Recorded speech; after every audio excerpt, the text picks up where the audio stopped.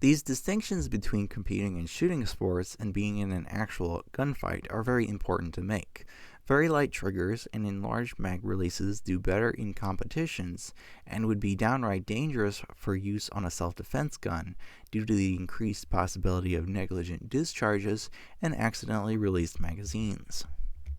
These sort of things are what make some people conclude that there's basically nothing in common between a gun that is optimized for self-defense or duty carry and competition.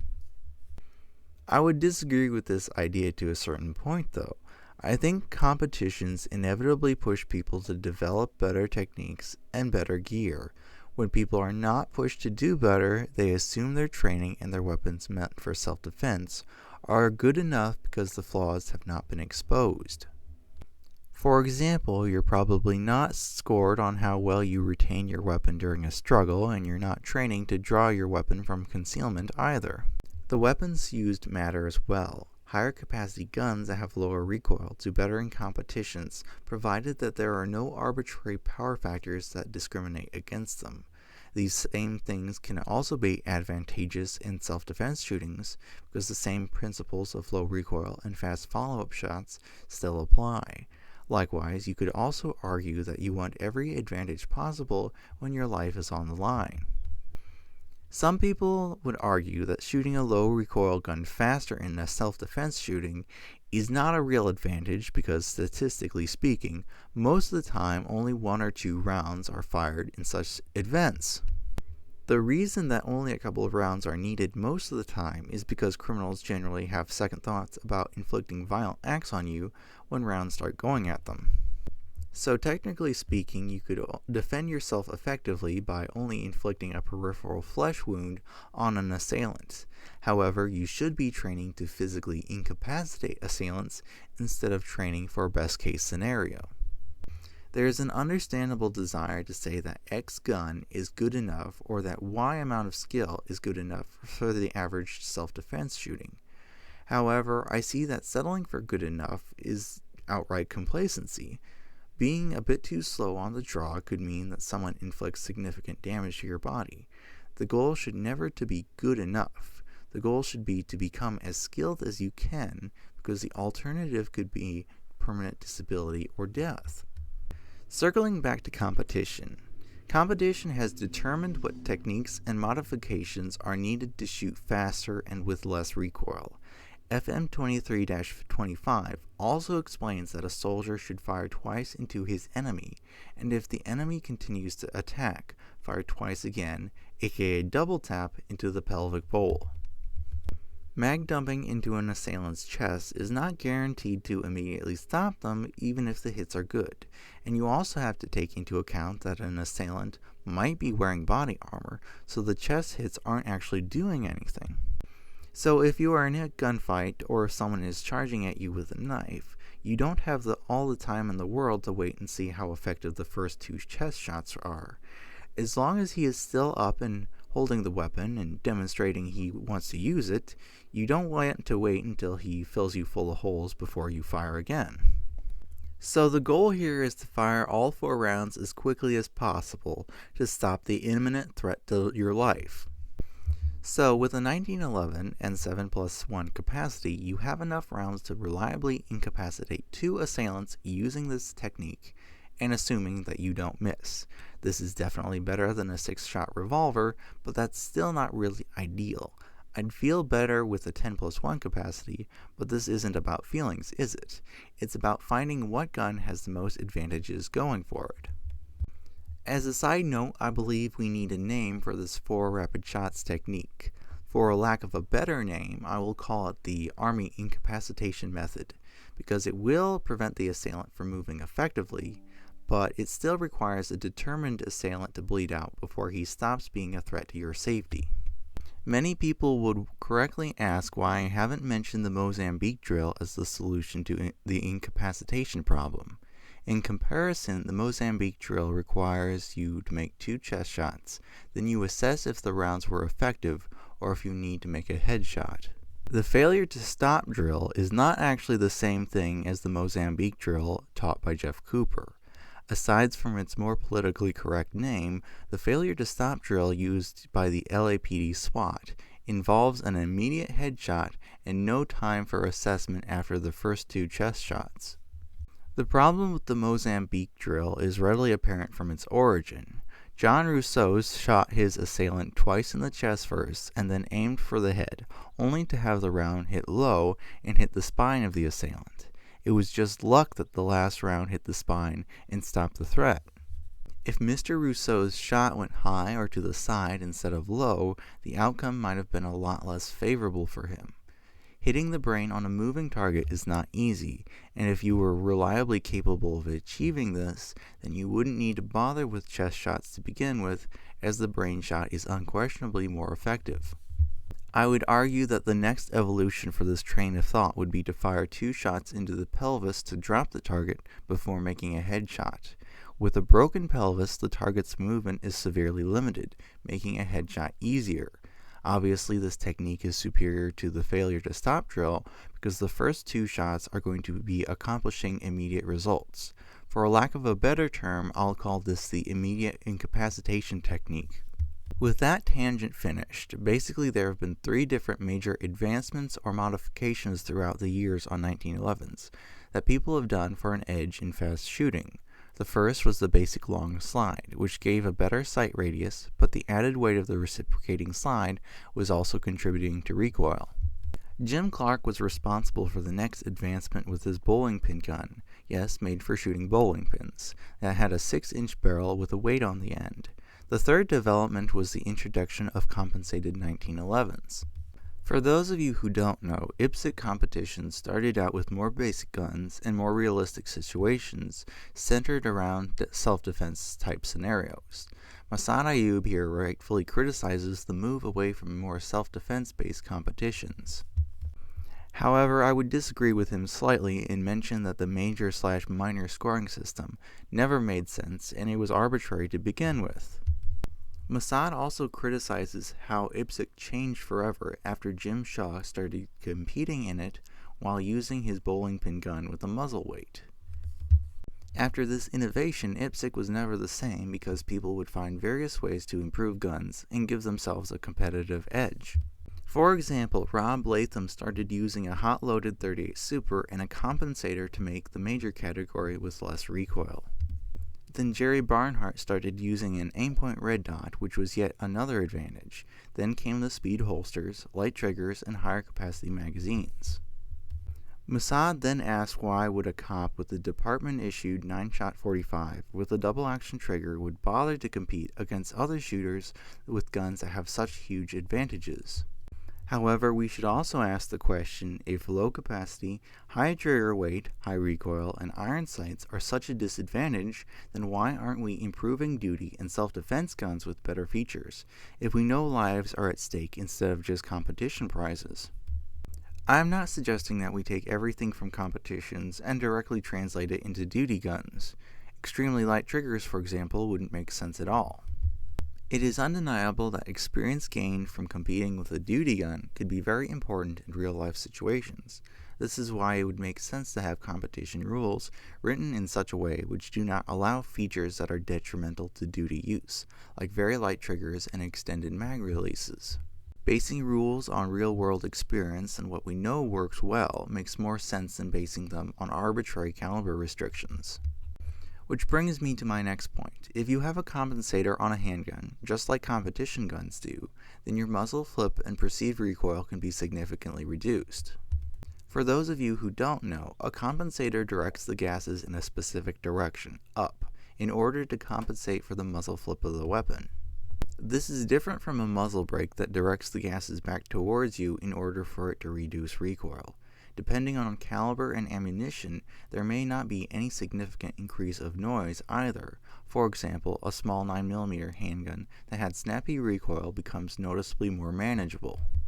Making 4 or 3 fast shots to stop an attacker that is running at you with a knife becomes much easier when recoil is greatly minimized. In comparison, ported barrels result in unburned powder leaving the end of the barrel, leading to fireballs and more muzzle flash, which is why compensators are superior compared to supported barrels. Compensators also lead to more muzzle flash, but it is not because of unburnt powder. Instead, it's because the gases are being forced in one direction instead of being allowed to disperse naturally. Supported barrels also have the effect of reducing muzzle velocity, which is obviously something we want to avoid. Guns with barrels about 6 inches long are really as long as you would want to go for a competition gun. 7 inches or more is just too unwieldy for fast shooting. In comparison, longer barrels are generally preferred for hunting animals. The reason for this, of course, is that a short sight radius magnifies small errors in sight alignment, and a longer sight radius allows for greater practical accuracy. The longer barrel also ensures expansion at greater distances than with the shorter barrel due to the higher velocity. However, if you have a handgun with a scope or red dot on it, the need for a longer sight radius is basically irrelevant. However, your holster options are going to be much more limited if you have an optic on your handgun. I would also say that the barrel length of your handgun may also depend on the type of hunting you would be doing. If your handgun is there just for when your rifle or shotgun is too unwieldy for close shooting in thick brush, that's a very different situation than just going out with a handgun. Hunting tangents aside, one author noticed that across the country, police departments were switching back to longer 5 or 6 inch barreled revolvers after using 4 inch revolvers for a while. He originally felt happy with his 4 inch revolver until he noticed that other officers with 5 or 6 inch barrels were consistently shooting better than him. Police, of course, usually openly carry their weapons, and how large of a weapon you are personally carrying for self-defense largely depends on your preferences, how you carry it, and what you're wearing. If you wear really baggy clothing, you might even be able to conceal the chunky 10mm high point that weighs over 3 pounds. So the 5-inch Smith & Wesson Jerry Miculek revolver is a little big and bulky for self-defense, but this is perfectly good for setting world record speed shooting. There are a couple of interesting things about this revolver, the first being that it has a scandium frame. Scandium, of course, is lighter than regular steel, so if recoil mitigation was an absolute priority for fast shooting, then it would make no sense to use a lighter gun over a heavier gun. However, Jerry's revolver is in 9mm, which means that there isn't a lot of recoil to begin with. Also, as Dwayne Thomas points out, with a heavier gun like a Steel 1911, they take longer to draw and get on target due to the higher weight. So if drawing quickly from a holster is a concern, whether that's in self-defense or in competition, it makes sense to use a lighter gun. Like with any aspect of a weapon, weight only matters to a certain degree though. If one gun is only an ounce heavier than another, I think that's kind of a ridiculous thing to worry about at that point. Back to the point, if you watch Jerry Miculek reload, you can tell that using moon clips gives you a far faster reload than a speed loader would.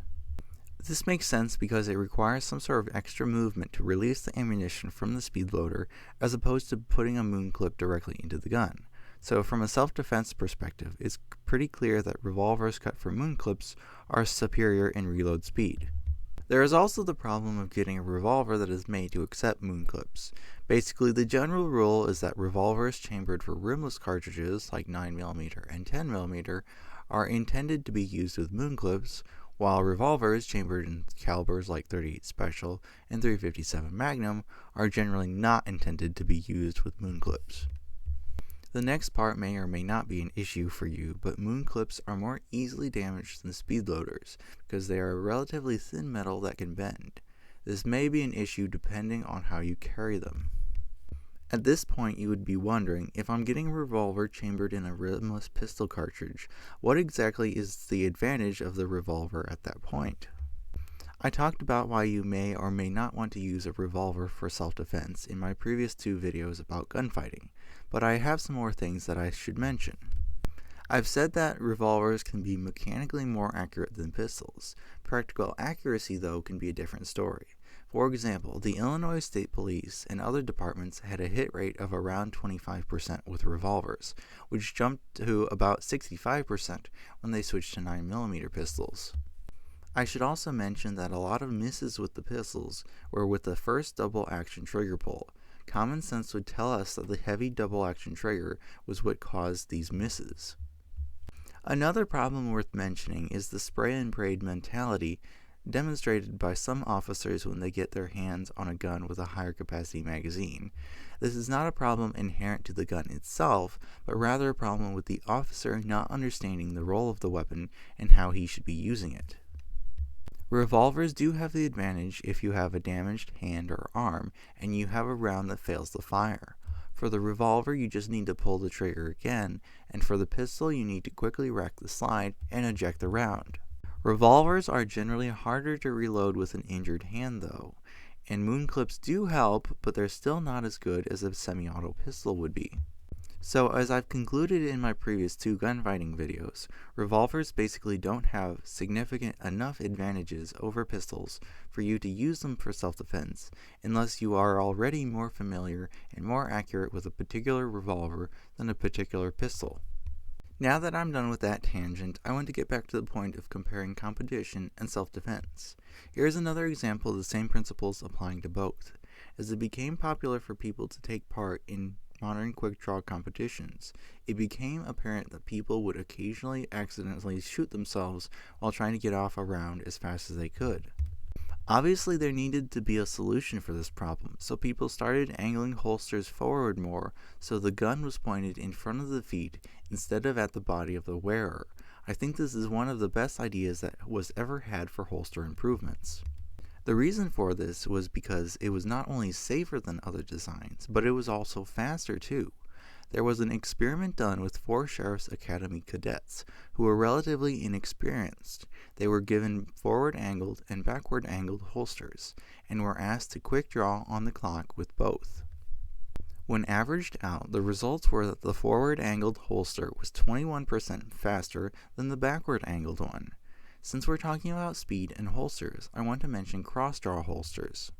Cross-draw seemed to be a lot more popular in Wild West days, and I believe that there is a couple of reasons for that. Just from doing a little experimentation, I found that with a long-barreled weapon, it does seem to be both easier and quicker to draw from a cross-draw holster, especially one that is angled. The other advantages being that it is easier to draw while on horseback or while sitting down, like at a card table. Since most guns intended for self-defense today have comparatively shorter barrels, it makes less sense today to use a cross-draw holster, even though the point about drawing from a sitting position still holds true. I want to address some more concerns about the 1911 from retired Marine Daniel Shaw. His concerns are basically that 1911s do not have enough capacity, with the standard being 7+1. When his students are exposed to stress, they consistently forget to take the safety off before they try to shoot. This applies to not only 1911s, but any other guns that have manual safeties.